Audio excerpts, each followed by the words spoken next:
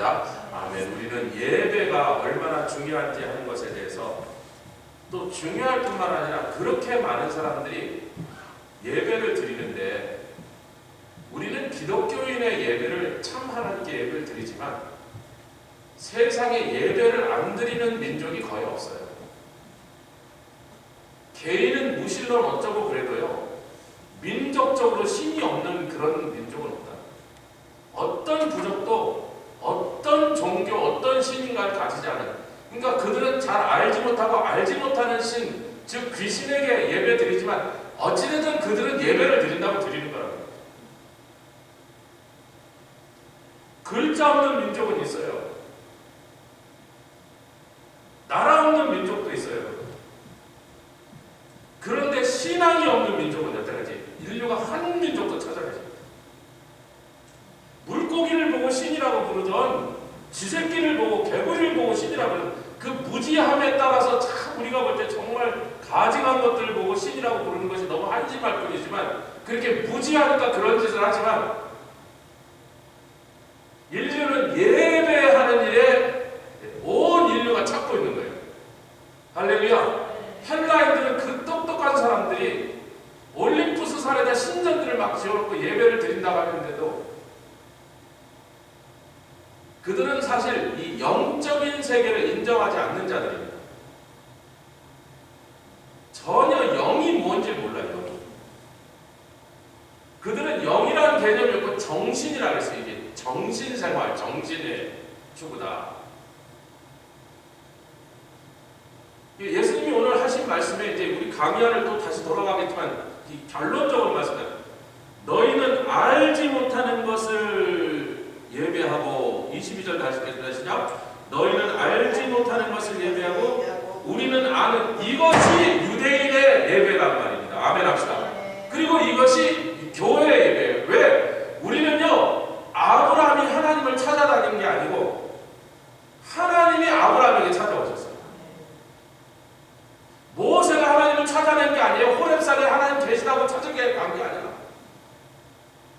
호렙산으로 모세를 부르셨습니다.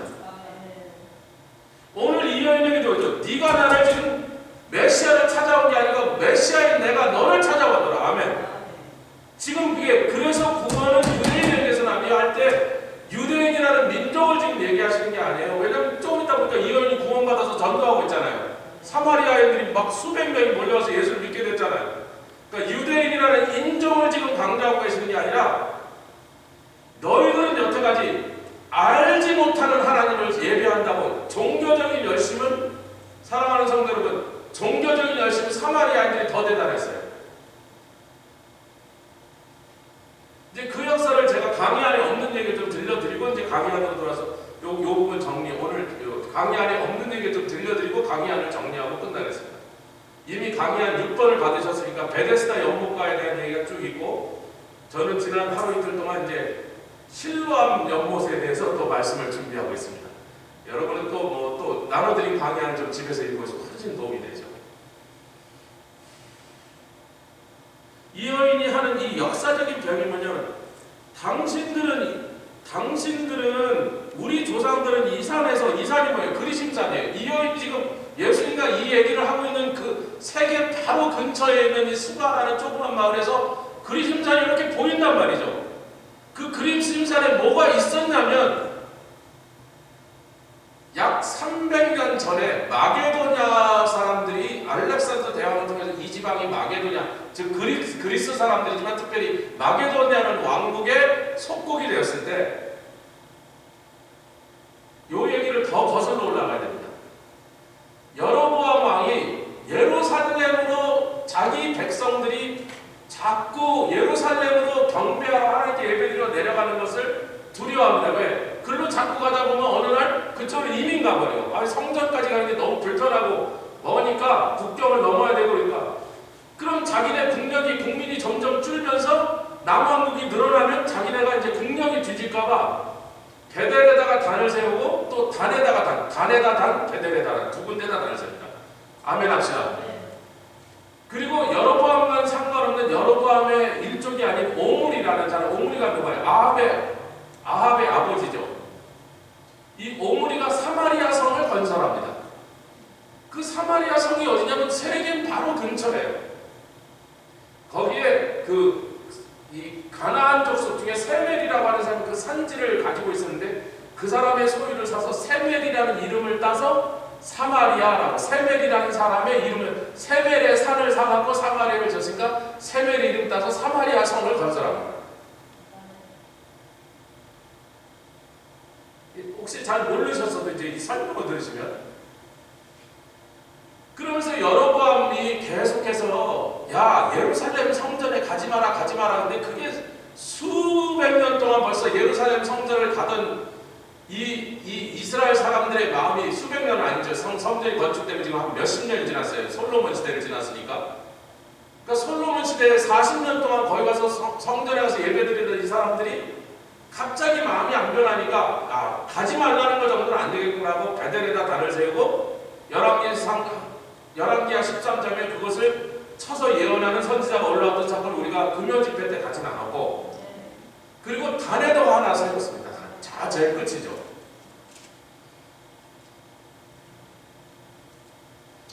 그런데 사람들이 자꾸 시비를 걸까? 아니 그래도 예루살렘에 성전이 있는데, 그러니까 이 북왕국 이스라엘의 통치자들이 여로보암은 어느 지파? 에브라임 지파 사람이라고 했습니다. 그가 처음에 도읍을 세운 것도 세겜이에요. 세겜 성을 건축한 것도 여로보암이에요. 성경에 다 나오는 내용입니다. 그가 세겜을 도읍으로 건축했고, 그 여로보암의 집안이 멸망하고 그 뒤를 이은 오므리라는 자가, 아합의 아버지 오므리가 사마리아 성을 건축해서 수도를 사마리아 성으로 옮겨 들어간 거예요. 근데 사마리아나 세겜이 그렇게 멀지 않아요. 세겜이 너무 도시가 작으니까 큰 나라에 오므리가 굉장히 정복 전쟁을 펴가고요, 영토를 넓힙니다. 그러니까 이렇게 큰 나라의 수도로는 세겜이라는 성이 너무 비좁다. 그러니까 좀 더 넓은 곳, 번화한 곳에다가 해야지. 그리고 세겜은 교통도 불편하니까 왕국에 좀 외졌단 말이에요, 코너로. 그러니까 제일 중앙에다 해서 가운데 교통도 편리하고 땅도 넓은 사마리아에다가 사마리아 성을 건설합니다. 이게 이제 북왕국의 역사는 우리가 별 관심에서 잘 몰랐던 그들의 역사인데, 우리는 유다에 집중하니까. 근데 이때부터 계속 논쟁이 벌어진 거예요. 북왕국 사람들이 계속 예루살렘에 가겠다고 할 때마다 이 통치자들이 자기네들이 세우는 제사장들을 통해서, 선지자들이죠. 근데 여러분, 여로보암이 하나님 앞에 그렇게 미움을 받았던 이유가 베델에 단을 세웠을 뿐만 아니라 열왕기하를 잘 읽어보시면 또 한 가지 미움받은 이유, 아론의 자손인 레위 지파의 자손이 아닌, 대제사장의 혈통이 아닌 누구나 원하는 자들을 세우다가 베델의 제사장으로 삼았더라 이거예요. 왜? 제대로 정신이 박힌 아론의 혈통들은 어디로 갔어요? 예루살렘의 성전을 세우기로 유다로 다 가버렸습니다. 그런 사람들 구하기가 쉽지 않으니까 forget, 너희 레위 지파 팔라면 가. 나는 아무 지파에서나 이 제사장 하겠다는 사람이랑 세울 거야. 그래, 이쪽이 설득력이 약해졌잖아. 제사장도 레위 사람이 아니오, 성전도 예루살렘이 아니니까 설득력이 약해진 이쪽이 자꾸 이제부터 어떻게 시비를 걸어. 이거 역사적인 추론입니다. 역사적으로 밝혀낸 사실들이 뭐냐면, 이들이 시비를 이렇게 걸었어요. 세겜에다 성전을 세워야 되는 게 맞다. 엘리 제사장이 실로에다가 성막을 놨어도 그것은 임시로 성막이 있어야 될 것이고, 제대로 성전을 세워야 될 것은 그리심산이 맞다.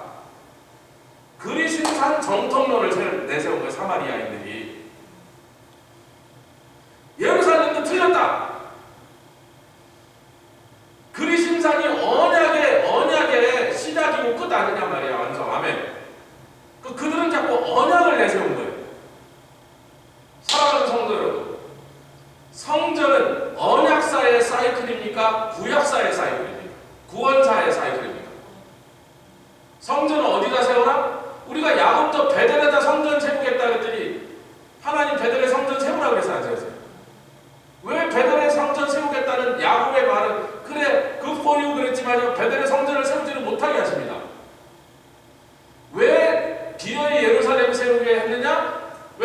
그러니까 예수 그리스도가 십자가에서 피를 흘려서 아멘 구원의 역사를 이룬 것이기 때문에 그것을 기념하여 성전을 거기다 세운 거예요.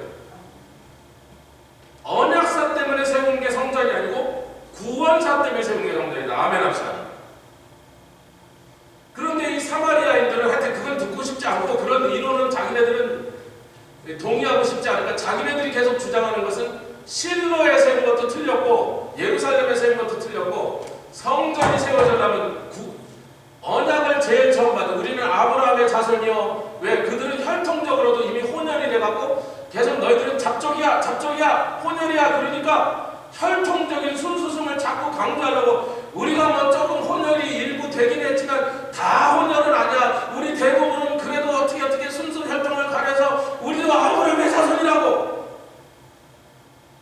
지금 이스라엘에 사마리아인 순수 혈통을 가진 400명이 살고 있습니다. 지금 2021년 우리가 그 마을에 갔었어요. 그들은 지금도 6월절 양을 피를 따갖고 잡고 유대인들의 모든 아브라함 때부터 지키던 그 율법을 지키고 있습니다. 그들은 성경을 모세 오경만 성경으로 인정하고 나머지 이사야서는 전부 성경으로 인정 안 합니다. 모세 오경만 성경으로 인정하는 사람. 사마리아인들입니다. 혈통적으로 사마리아인들. 왜 그들이 혈통에 더 집착하죠? 니네는 우리 순수 혈통이 아니고 잡족이라니까 더 자기는 아니라 우리는 아브라함의 혈통이라고 혈통을 강조하고 있는 거예요. 아니라니까 더 강조한다. 제가 우리 송나라 황제 직계 손이가 찬이가 처음에 그 중국 사람이란 말이에요. 그래서 내가 그런 말 중국 피만 섞였냐 몽고 피도 섞였을 거고 일본 피도 좀 섞였을 거고 유전자 조사해보면 저기 뭐 돌골피, 거란피, 뭐 침략해 온 놈들 피가 이렇게 저렇게 다 섞이는 거야. 아무리 우리가 순수혈통 어쩌고 그래도 웃기지 마. 나도 경찰보면 뭐가 나올지 몰라야.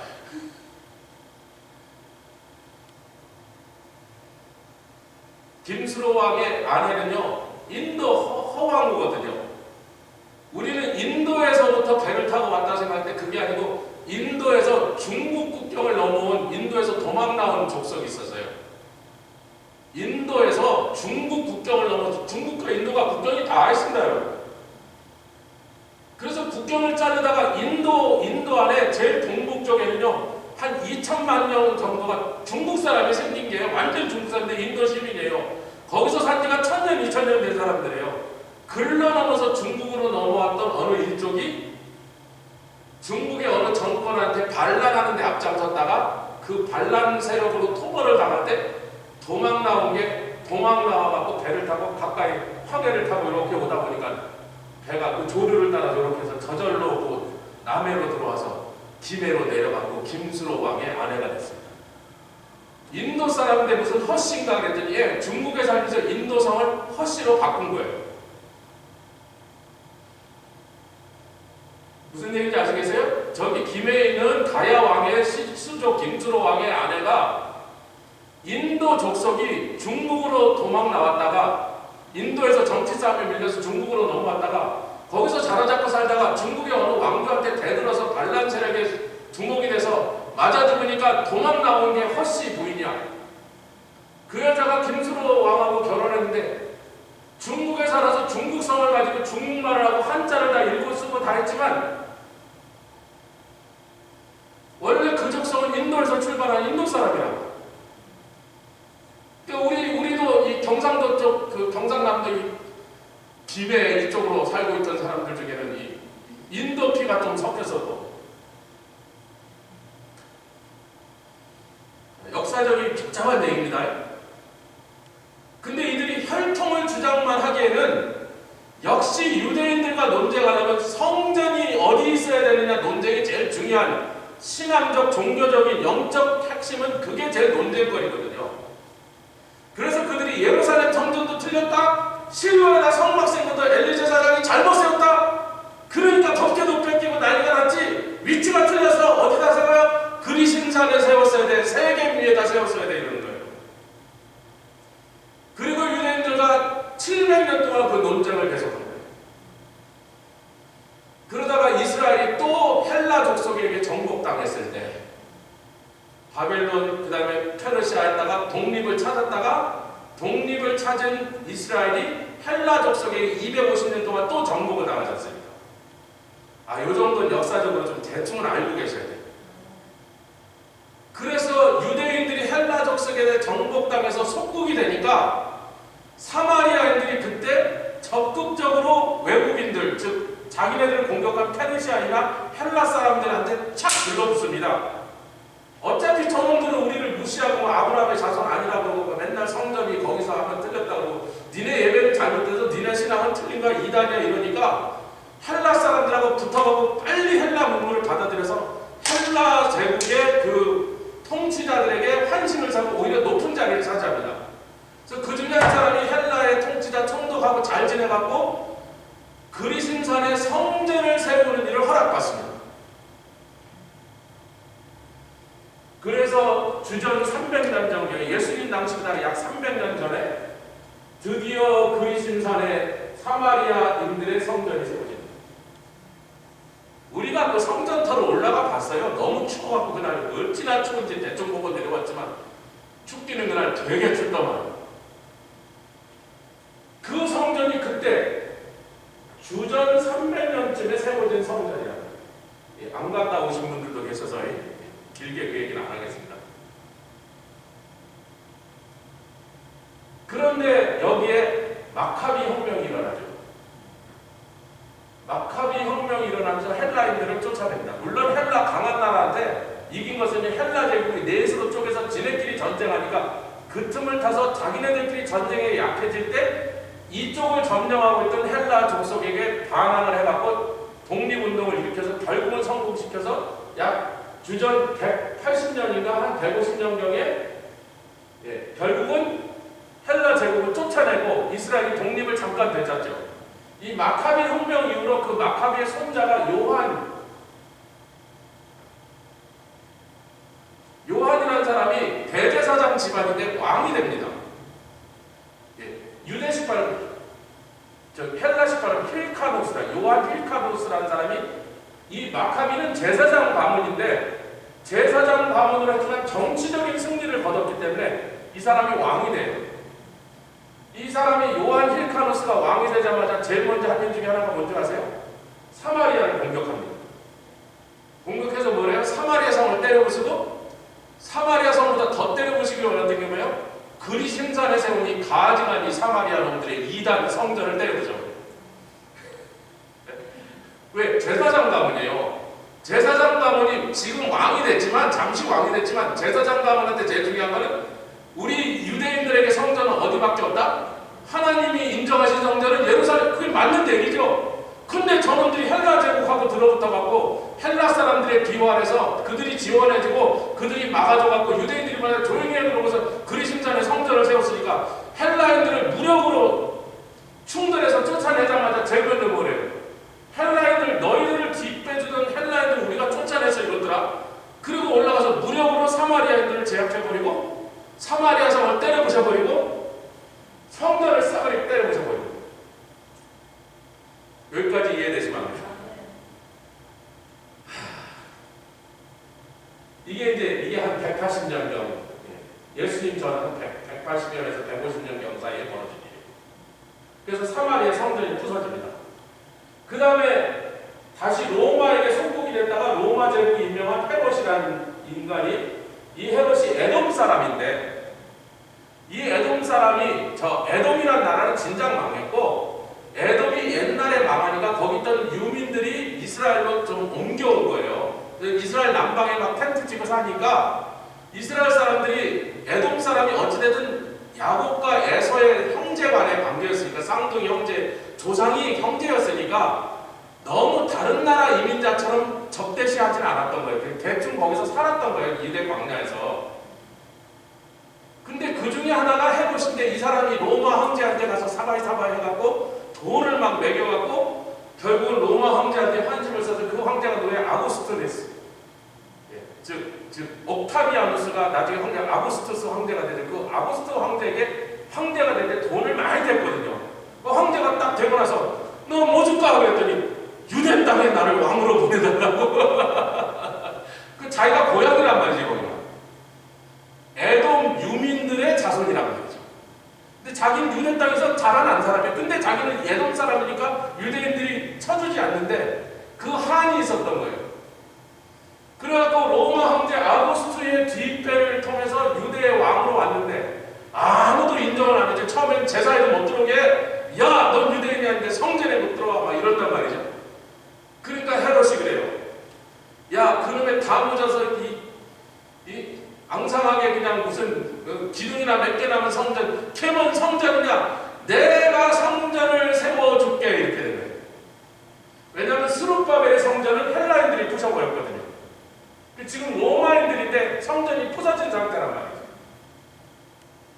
그래서 헤롯이 46년 동안에 그 대공사를 해서 당대 세계에 있던 건물 중에 가장 크고 가장 화려한 건물, 46년 동안 전 국력을 기울여서 성전을 지어주고, 그러니까 많은 유대인들이 아이고 저 사람 비록 에돔 자손이긴 하지만 뭐 에돔이 또 남이냐, 우리 야곱 조상의 형이었고, 사실 에돔 사람이라지만 우리나라 땅에서 태어난 뭐 이 나라 난민으로 와서 살다가 보니까 우리랑 똑같아졌는데 뭘 그렇게 야박하게 우리를 위해서 저렇게 성전도 지어주지 않느냐. 그래서 헤롯의 성전이 세워진 것입니다. 예수님 당시에. 그런데 그런 분위기, 이런 역사적 배경 속에서 이 여인이 지금 그런 거야. 이 산 어디 그리심산에 너희들이 비록 우리 성전을 부수긴 부쉈지만 지금부터 한 100몇십 년 전에 너희들이 부순 성전이지만 그 성전이 하나님이 제대로 인정하시던 하나님이 기뻐하시는 성전 맞다. 우리는 그렇게 믿는다. 너희들이 뭐라고 예루살렘이 맞다고 하든지 말든지.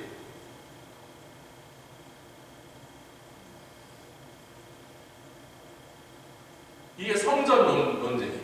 그치? 예수님이 뭐라 해요? 영원이죠. 이 산에서도 말고 저 산에서도 말고 그러면 딴 산인가? 아니고 이 산도 저 산도 필요 없이 내가 십자가를 지고 가서 피를 흘려, 그게 성전이야. 내 십자가, 내 죽음, 내 피가, 내 희생이 성전이야. 아, 예수님이 가야바와 안나스 대제사장에게 끌려가서 야, 죽일 죄를 하나도 못 찾으니까 나중에 이 사람을 어떻게 죽이냐, 무슨 올가매를 씌워야 되는데 어떤 날 제가 들었습니다. 저 인간이 성전을 허나, 지금 헤롯이 46년째 지어도 완성을 못한 이 엄청난 성전, 지구상에서 그 당시 가장 최대의 건물이에요. 가장 크고 가장 화려하고 가장 영화롭게 지은 그 건물을 이놈이 때려 부수고, 그러면 사흘 만에 다시, 저 미친놈 아닙니까? 그리고 하나님에 대한 모독 아닙니까? 신성 모독 아닙니까? 그랬더니, 그런데 성경에 거기 써있죠. 이는 예수께서 자기의 육체를 죽으셨다 사흘 만에 부활하실 것을 나타내는데 그들은 말지 못할까? 신성 모독죄, 성전 모독죄. 그래서 죽여라, 그렇게 된 거예요. 결국 예수님 사형 집행을 받도록 언도된 예수님의 사형 집행의 그 제목이, 죄상이 뭐예요? 성전 모독죄예요. 성전 모독죄. 그래서 그 유명한 말씀이 나오죠. 이 산도 아니고 저 산도 아니고. 사람이 신령과 진정으로 예배하는 자를 찾으시는데 바로 이때라. 나를 만났으니. 아직 십자가는 안 지셨지만 이 세상에 오신 이유가 뭐예요? 십자가 지십니다. 죄 용서하시고 구원하시려고. 그러나 죄 용서 구원하시는 것의 최종 목적은 뭐더라? 예배 받으시는 거. 빨리 알아갑시다. 우리가 예배를 제대로 드리겠습니다. 하나님이 받으시는 예배, 인정하시는 예배, 기뻐하시는 예배를 드리게 하시기 위하여 예수님 십자가를 지셨단 말이에요. 지금 이 대화 속에 그 내용이 다 숨어 있는 거예요. 다 포함되어 있는 말씀입니다. 아멘 합시다. 이게 가인 때부터 예배를 가지고 인간이 실패를 계속했는데, 사실 에덴 동산에서 예배는 뭐예요? 제단도 없고 제사도 없고 무슨 형식도 없고 율법도 없고. 에덴 동산에서 예배는 뭐예요? 주 하나, 아까 우리가 찬양 부르는데요. 나의 사랑하는 자야. 새들이 울고 꽃이 피었으니 나와 함께 동행하자고. 아멘. 에덴 동산에 그것도 예배란 말이지. 근데 인간이 죄를 짓고 하나님과 단절이 돼서 하나님을 두려워하고 숨어다니면서, 그러니까 하나님은 할 수 없이 제사 드리는 법을 가르쳐, 제사를 드려서 나에게 오라 그랬어요. 사랑하는 성도 여러분, 제가 얼마나 많이 이 말씀 드렸습니다. 번제는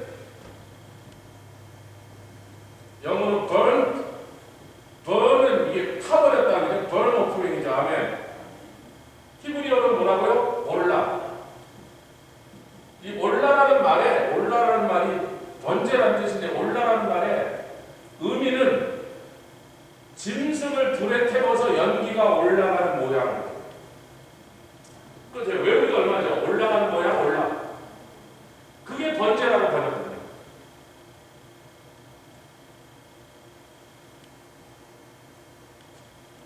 왜 올라가야 돼요? 왜 올라가야 됩니까? 우리는 땅을 10m도 못 올라가. 지금이야 비행기 타고 올라가고 그 높은 에베레스트 막 등산 장비하고 거기로 올라가지만 인류가 불과 300년 전까지 에베레스트를 어떻게 올라가요? 어떻게? 맨손으로 어떻게 올라갑니까 거기를? 꿈도 못 꿔보죠. 그렇게 높은 데로 올라간다는 거죠. 우리는 땅에 있고 하나님은 하늘에 계시니 우리와 하나님이 연결되는 유일한 방법은 여기서 땅에서 짐승을 잡아서 태워갖고 연기가 하나님께 올라가서 우리의 기도가 하나님께 올라가고 우리의 예배가 올라가고 우리의 마음이 올라가고 우리와 하나님은 단절됐지만 비록 그래도 우리가 여기서 하나님께 올려드리니 하나님 받아주시죠.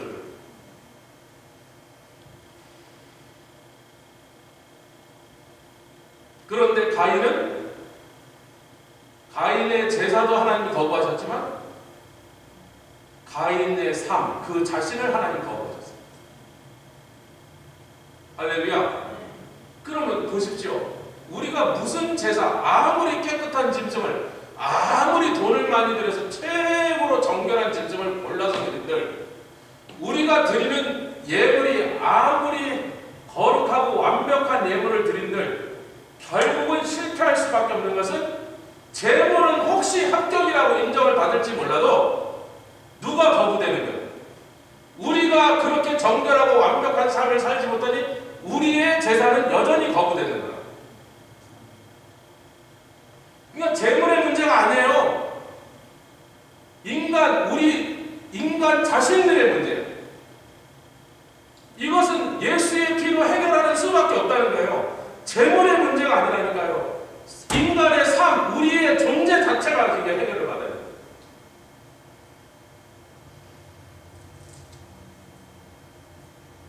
할렐루야. 여기서 신령과 증장이라는 것도 우리가 이것도 계속 강조합니다. 우리가 이게 각인될 때가 있잖아요. 우리 한국 조상들이 이걸 번역하는데 토니우마라는 건 영, 성령, 히브리어의 루하가 같은다. 루하, 토니우마, 헬라어. 그러면 영으로, 그 다음에 알레테이아, 진리로 이렇게 번역했어야 되는데 저를 좀 보십시오. 우리 조상들이 기도를 번역할 때도 뭐라 그랬다고?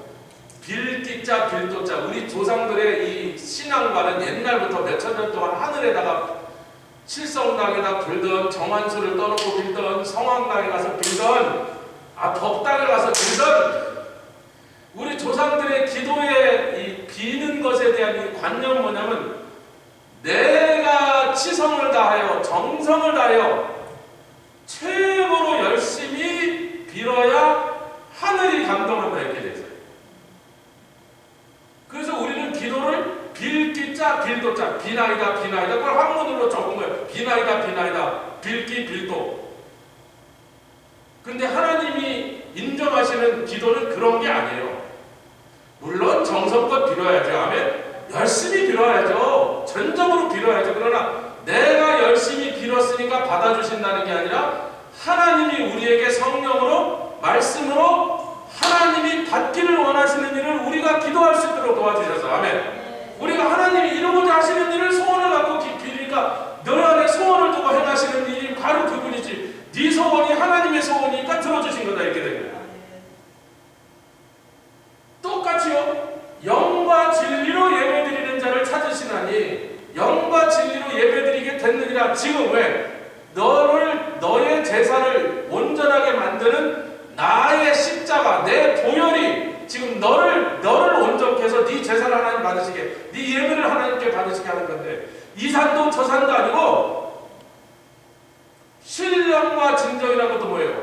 나에게 강조점이야. 내가 신령껏 진정한 마음으로 드리면 이것이 다 경건의 자세로는 맞아요. 경건의 아멘. 경건의 자세도 필요합니다. 경건의 모양도 다 갖춰야 되는 게 맞아요.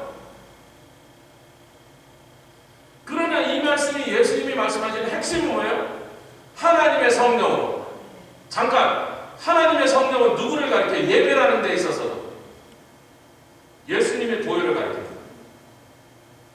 진리도 뭐를 가리켜요? 예수님의 십자가를 가리켜요. 아니 그냥 대충 그렇게 아멘하고 지나가시면 안 돼. 이게 너무 중요한 신학적인 주제인데요. 요한 1서로 돌아가겠습니다. 요한 1서 5장. 제가 설교 시간에요 이 말씀을 얼마나 여러 번 강조하고 또 강조하는지 몰라요.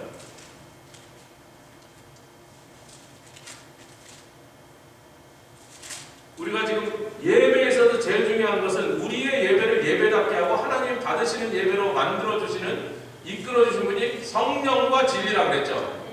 요한복음이 예수님께서 성령과 진리로 예배드려야 하나님 받으시느니라. 하나님 기뻐하시는 일 성령과 진리 없으면 그런 예배를 드릴 수 없느니라. 가인이 자기 딴에는 노력했어요. 자기 생각에는 이러면 받으시려고 이런 걸 드리면 기뻐하실 줄 아는데 그게 맨날 꽝이더란 말이에요. 수많은 민족과 수많은 사람들이 자기 생각에는 하나님께 예배 드린 줄 알고 이렇게 하면 그 신이 기뻐 받으신다고 생각하고 예배를 드렸단 말이에요. 무슨 신전인가를 세워놓고. 근데 요한일서 5장으로 와보니까 자 6절부터 7절 8절 시작. 이는 물과 피로 임하신 자니 곧 예수 그리스도시라. 자 언약사의 끝이면서 구속사에 시작되는 것이 언약사의 사이클의 끝과 구속사의 시작이 만나는 것이 십자가란 말이에요. 모든 구약의 선지자들의 예언이 이제 드디어 완전히 이루어지는 완성되는 것이 십자가고 예언, 언약이 완성되면서 구속의 역사가 시작되는 것이 십자가란 말이에요. 물과 피로 임하신 자니 곧 예수 그리스도시라. 물로만 아니요 물과 피로 임하셨고 증거하는 이는 성령이시니 성령은 진리라. 성령이 뭘 증거한다고요? 물과 피로 임하신 예수 그리스도를 믿는 것 말고는 그분을 통하여 하나님께 나가는 걸 말고는 예배가 없고 그거 말고는 구원이 없고 영생이 없다라고 증거하고 있단 말이에요. 성경. 네가 구원받고 싶으냐? 예수 믿어라? 네가 예배를 드리고 싶으냐? 하나님이 받으시는 예배를 드리고 싶으냐? 예수의 보혈을 의지하여 하나님께 나가. 성령이 그렇게 말씀하신다. 그리고 진리도 그렇게 말씀하신다. 물은 뭐예요? 성령이 그렇게 말씀하신다. 할렐루야. 8절 읽고 다시 요한복음 시작. 증거하는 이가 셋이니 성령도 그렇게 말씀하시고 물이라고 표현된 성령도 그렇게 말씀하시고 예수님의 십자가 보혈도 그렇게 말씀하십니다. 이 셋이 가르치는 것이 이 셋이 가리키는 것이 똑같은 지점이냐? 십자가. 할렐루야. 이 셋이 우리에게 요구하는 것이 똑같은 포인트라. 십자가 보혈밖에 없다. 예수의 피를 의지하지 않고 하나님께 드려질 예배가 없단 말이에요. 하나님 안 받으신단 말이에요. 이사가 아니라 무슨 산에 올라가도 안 받으신다. 아무리 신령하고 아무리 영험하게 보이는 산에다 신전을 세워봐라 말이야. 네가 올림푸스에다 세워보라 말이에요. 안 받으신다 말이야.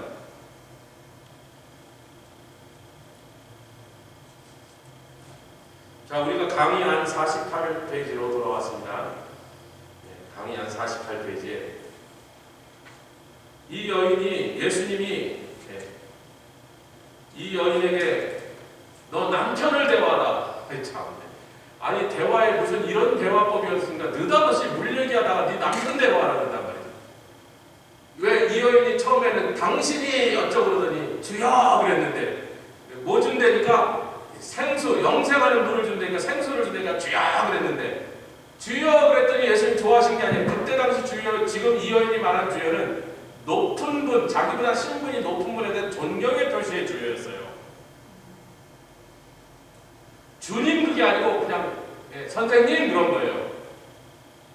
근데 예수님 네 남편을 데려와라 그랬어요.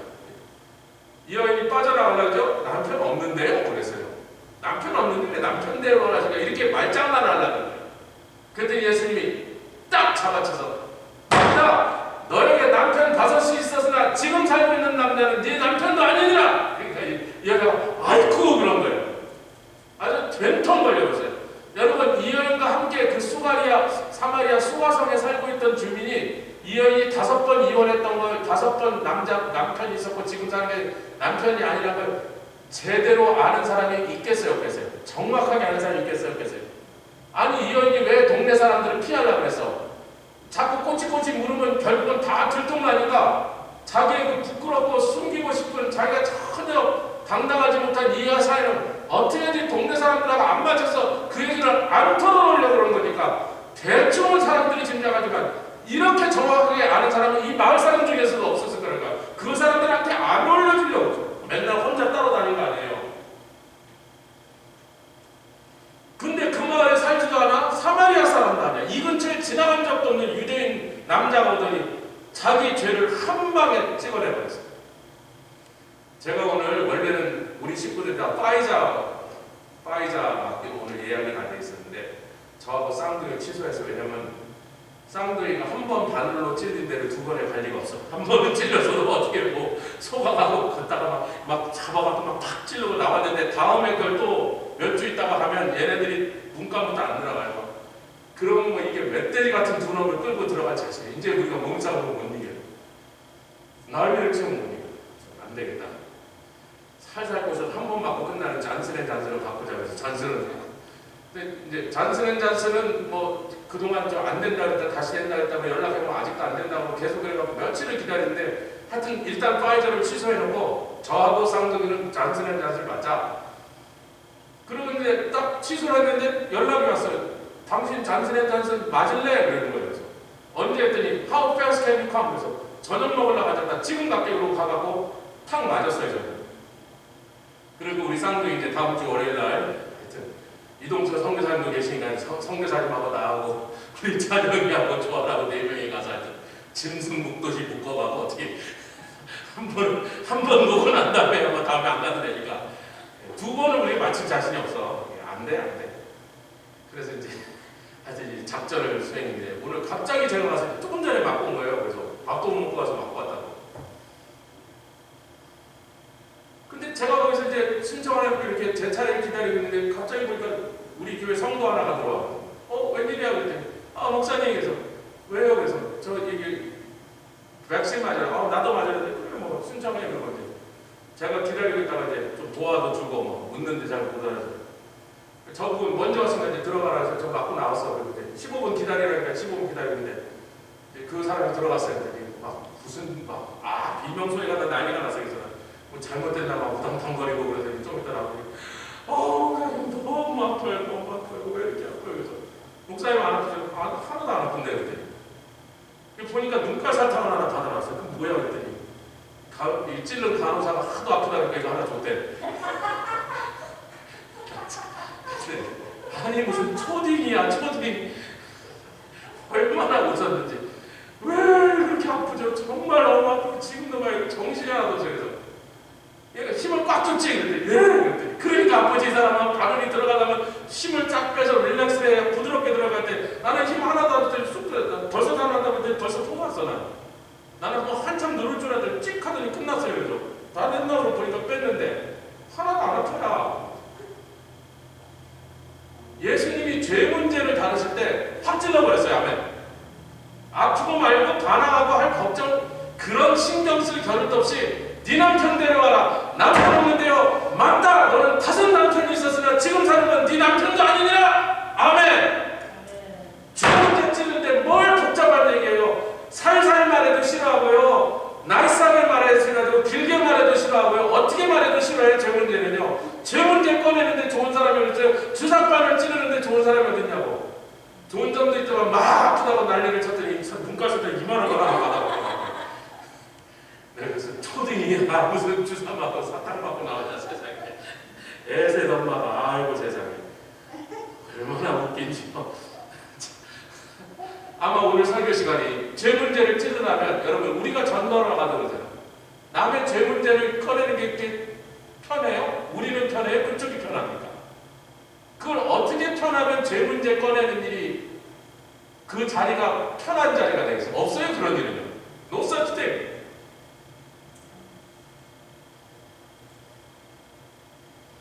그나마 예수님은 죄를 한 번도 안 지으신 분이니까 그렇게 꺼내도 뭐 챙길 것도 우리도 죄 지은 인간인데 뭘 그렇게 복잡하게 꺼낼 게 뭐 있냐고요. 하여튼 니캉 내캉 너든 나든 누구든 인간은 다 죄인이니까 죄 지은 인간이 예수님이 십자가에서 보혈로 죄 값을 치르신 것을 믿지 않으면 다 죽고 다 영원한 형벌 지옥에 가는 거야. 싫든지 좋든지 반대하든 찬성하든 누가 당신 보고 좋아하래 그 얘기를 듣고 찬성하래 그런 걸 요구하는 게 아니에요. 아멘. 내가 죄인인 것을 인정하는 것을 요구합니다. 그리고 내가 죄인이라는 것을 인정하는 순간 예수님의 십자가의 보혈이 고마운 것이고 그 은혜가 너무나 감사한 것이잖아요. 너무나 귀한 것이잖아요. 딱 붙잡게 되는 거예요.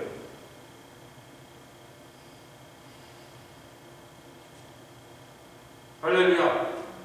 여러분 강의 안에 48페이지 이거 오늘 이 강의를 마치고 이제 다음 주에는 베데스다로 가려고 하니까 2번 주여 내가 보니 선지자로서이다. 이 여자가요 지금 죄 문제를 예수님이 확 찔렀는데 그렇습니다. 제가 5 남편하고 첫째 남편은 사별했고 둘째 남편은 나를 버렸고 셋째 남편은 못난 놈이라 내가 버렸고 네 번째 남편은 또 비리비리해서 또 죽었고 그런 얘기를 지금 꺼내지 않잖아요. 왜?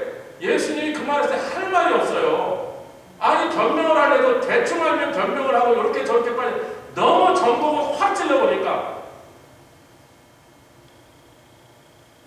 그러니까 성령께서 우리의 죄를 들춰내실 때는 빨리 주사를 맞는 게 나아. 아멘 합시다. 거기다 힘주면 더 아프단 말이에요.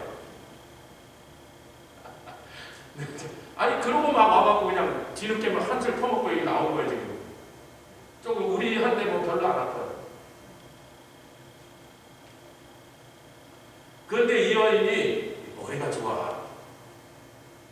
그거는 맞습니다.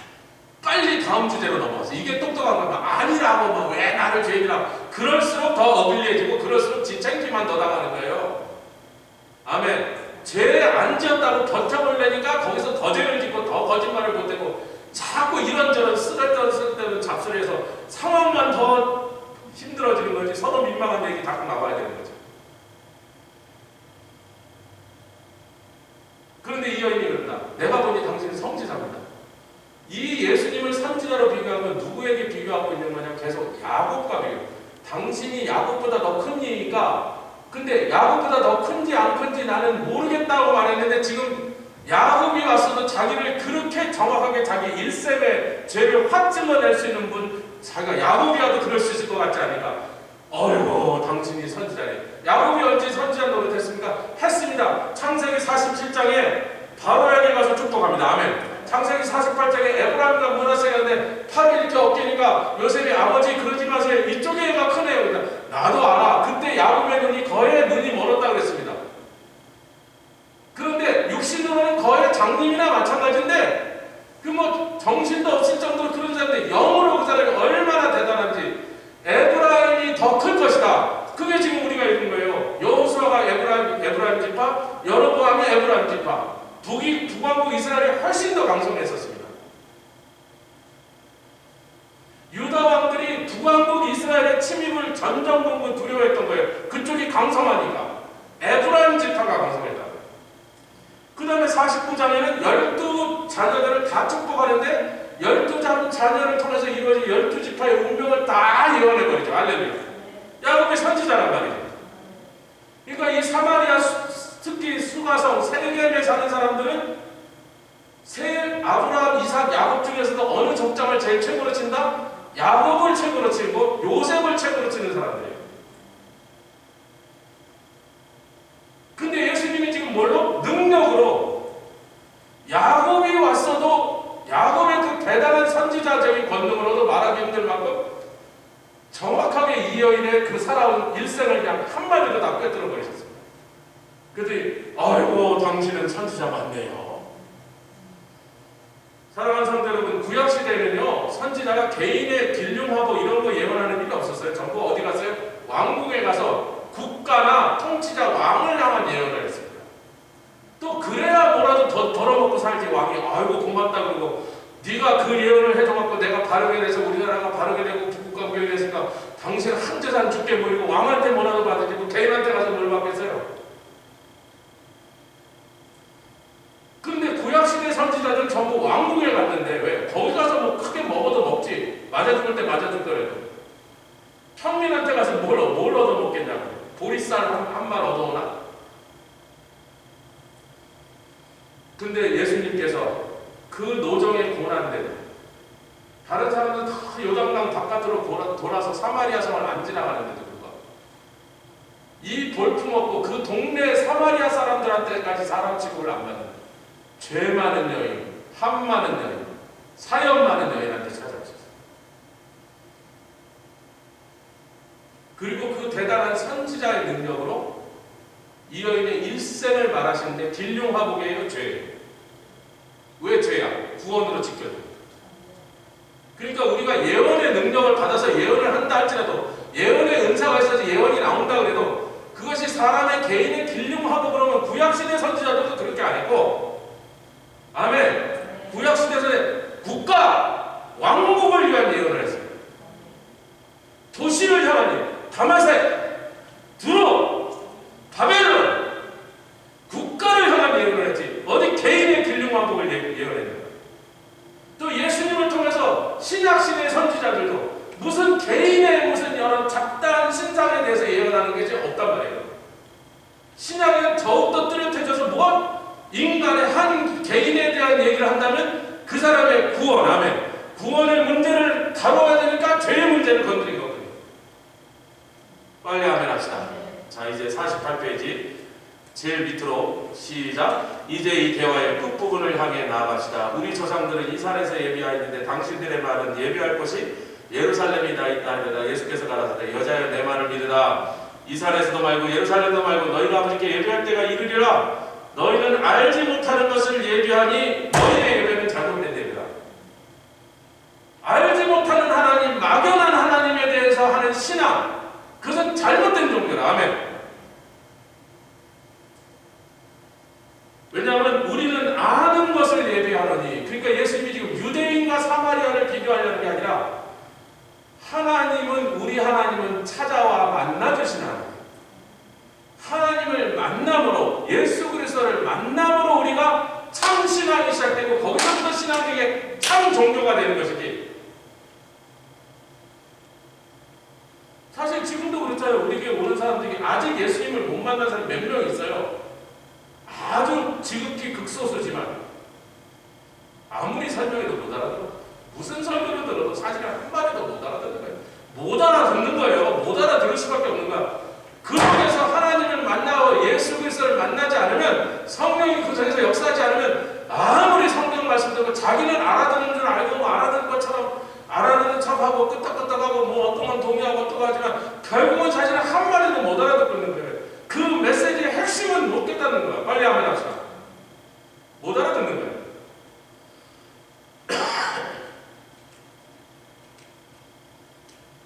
제가 옛날부터 왜 구원이 유대인에게서 났다고 계속 이 말씀을 강조하시나, 여기서 왜 그걸 강조하시나, 오랫동안 그 의문이 풀리지 않는다.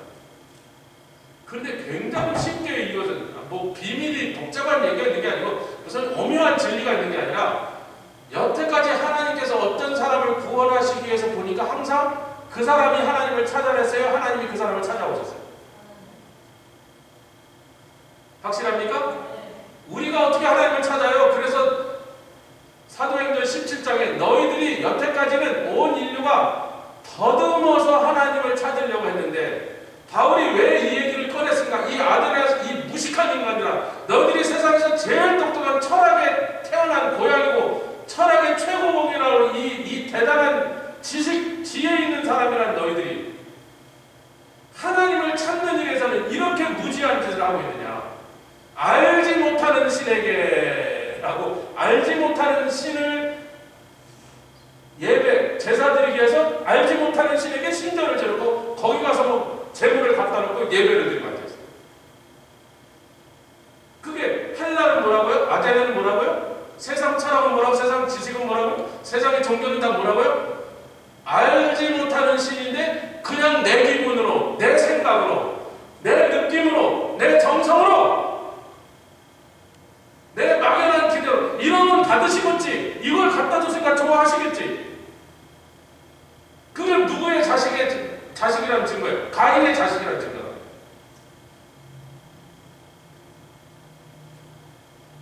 아니, 실제로 가인의 혈통의 자식이 아니라 가인의 그런 영성, 잘못된 영성의 자식이란 말이죠. 만나드리죠. 그래서 만나서 알게 된 하나님을 예배드려요. 제 개인의 간증도 여러분의 간증도 하나님을 만나 예수 그리스도를 만나서 거듭나서 중생하고 하나님의 자녀가 되니까 그다음부터 하나님께 예배드리는 게 뭔지 알게 되고 예배드리게 되고 우리가 예배드리면 그렇게 하나님 기뻐하시고 찬양드리면 그렇게 하나님 기뻐하시는 거죠. 아멘. 지금 그 말씀하신 거고. 그 다음 페이지는 제가 다 말씀드린 거니까요. 50페이지까지 다 얘기하고. 언약사의 비결 50페이지 4번 끝냅시다.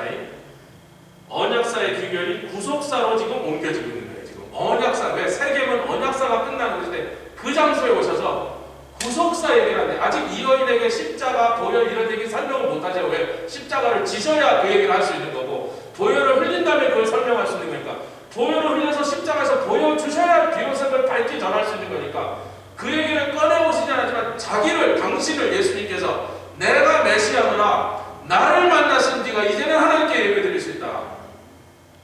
구속사의 시작입니다. 산의 문제가 아니고 장소 문제가 아닙니다. 우리 한국 민족은요, 그리고 몽고 민족도 저 알래스카에 있던 에스키모들이나 저 중남미로 내려간 이 인디안들도 전부 옛날 혈통이 같은 쪽이라고 저쪽에서 바이칼 이쪽에서 내려온 사람들이거든요. 우리는 남쪽으로 내려서 한국으로 내려온 거고 그 사람들 동쪽으로 건너간 사람인데 이 사람들이 하나같이 몽고 계통, 퉁구스 계통은요 바이칼 쪽에서 내려온 이 유목 민족들은요 하나같이 백두산, 와이캡 마운틴, 만년설이 꼭대기에 덮여있는 눈으로 덮여있는 산을 보고 거기다가 기도를 했습니다. 그래서 우리가 백두산이라고 이름을 붙인 거예요. 왜? 대한민국 한반도의 일대에는요 백두산이 제일 높은데 거기 말고는 1년 내내 만년설이 덮여있는 산이 없어요. 다른 데는 산이 높지 않아서 다 녹아. 한여름 땡볕 때면 어찌됐든 다 녹아요. 백두산에만은 끝까지 거기에 눈이 덮여있는 거예요. 알래스카의 맥킨리도 그렇고 저 캐로라 이런 데 안데스 산맥에도 몽고에서도 저 멀리 보면 히말라야의 산들이 근데 그게 왜 시작됐다? 아라라산이 4,500m입니다. 여러분.